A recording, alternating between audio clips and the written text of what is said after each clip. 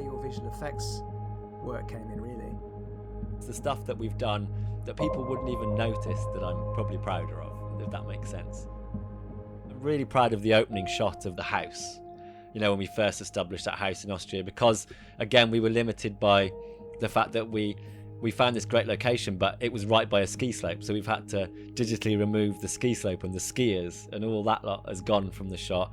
You know, we've added in the snow and added even smoke coming from the chimney, and all those things I think go into creating what looks to me even like, you know, I can see it for its seams and tape and the things that make it go together, but I buy that shot.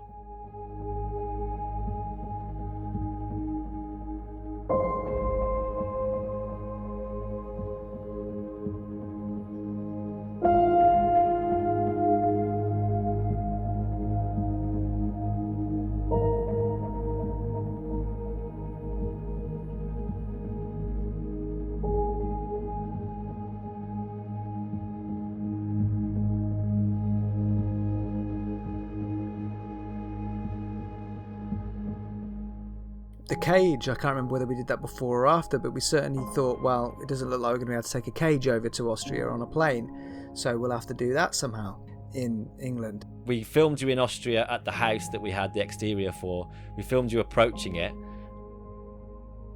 and then we ended up, do you remember, we had your conservatory in your own house. We got some fake snow, covered the floor with it, and then we had a cage that you had, and then we just filmed a close-up of your hand.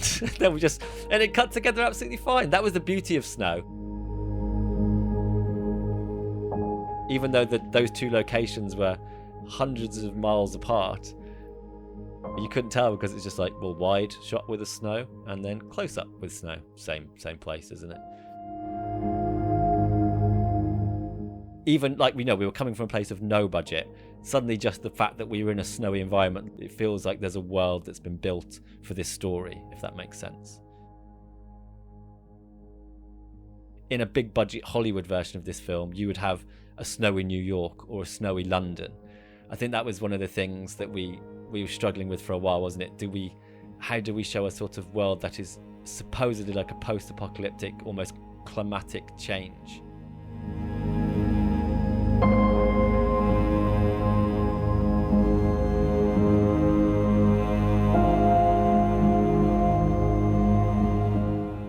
There was never any falling snow, I don't think. We never actually were filming in falling snow. That's all been added in post, you know, all the little flakes that you see.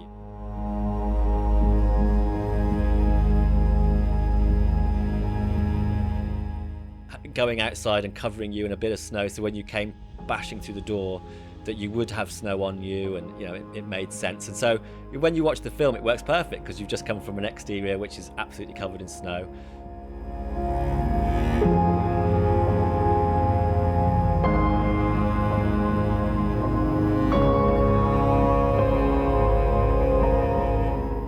I think it's one of the things that caused us so much pain in the post-production was how much we either had to fix or adjust or adapt to with sort of visual effects. It's just I think sometimes that was kind of our saving grace in terms of the lack of budget. I mean, it is the classic line for filmmaking, but it was like, not that we intended to always fix it in post, but it just became a necessity.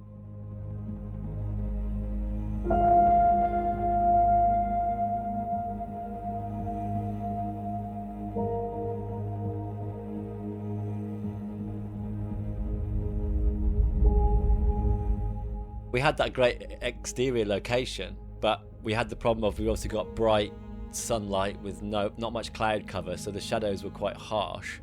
It was a stone's throw from the door, wasn't it? Like a ski slope with people just relaxing and skiing. But it was so close that the shadows from people going up on the ski lift were being cast on the house. So every time we did anything outside, there would be shadows visible.